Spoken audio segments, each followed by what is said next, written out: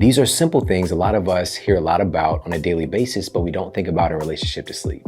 One of them, for example, is vitamin C. We hear about vitamin C for inflammation, for supporting our immune system, but it's critical for our sleep as well. Public Library of Science published some data that found that folks who tend to have more interrupted sleep, that wake up more often, had this consistent vitamin C deficiency. And by addressing this vitamin C deficiency, getting their levels back up, they were able to eliminate those disruptions in their sleep. And so you might think that I'm probably getting a lot of vitamin C in my diet already. Why would I be deficient? It's important to know that there are many different forms of vitamin C. Just like the B vitamins, there are many different forms of that. There are many different forms of vitamin C, vitamin D as well. And so we have to understand that we want to get an array of all of them.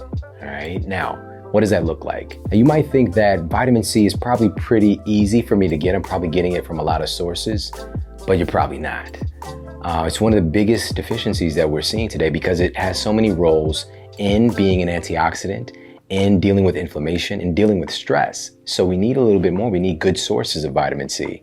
And also the form that you're getting it in. If it's synthetic, fortified in some kind of random bread or orange juice, that was my source. When I was growing up, I would go to like guzzle these quarts of orange juice that my mom would give me and thinking that I'm getting my vitamin C that way.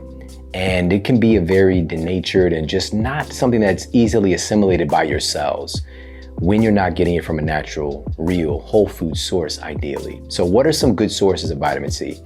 Some of these are seen all the time. Kiwis, peppers, oranges, lemons, all the citrus family, of course, absolutely. You are gonna get some vitamin C in vegetables as well, green leafy vegetables. But then there are some superfoods, right? These quote superfoods that are very, very concentrated, extremely high, sometimes 20 times more vitamin C than you might see in an orange.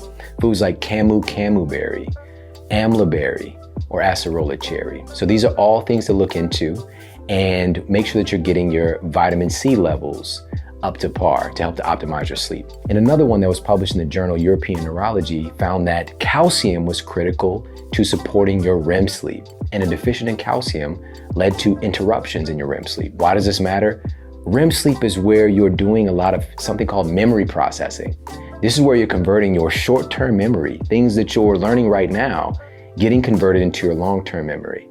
And if you're not able to have sufficient REM sleep or it's disturbed, this can really affect your memory.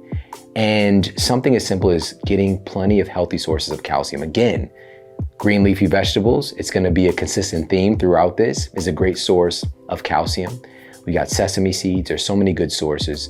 But my big recommendation is to get a wide variety of foods that have all of these things built into it. That's the beauty of food, is that it has so many of these different cofactors and nutrients that we're looking for with all of the little things that make them work when it comes to the interaction of those foods and your cells.